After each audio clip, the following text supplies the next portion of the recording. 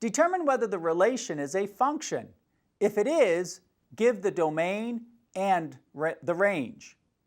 We have the set of ordered pairs 2, 3, 2, 4, and 2, 5.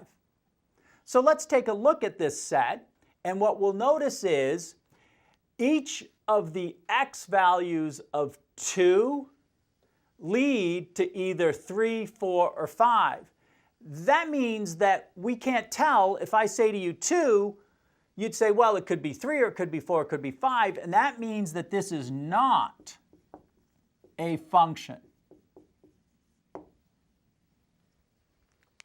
Determine whether the relation is a function.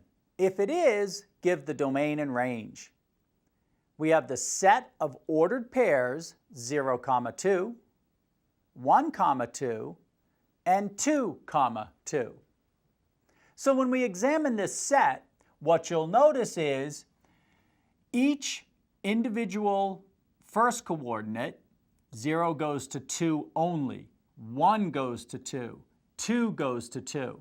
So even though they go to the same number, if I said to you, what's the value that corresponds to 1? You can say to me, it is exactly 2. And so therefore, this is a function. Remember that the domain is the set of first coordinates. So we write 0, 1, 2. And that the range is the set of second coordinates.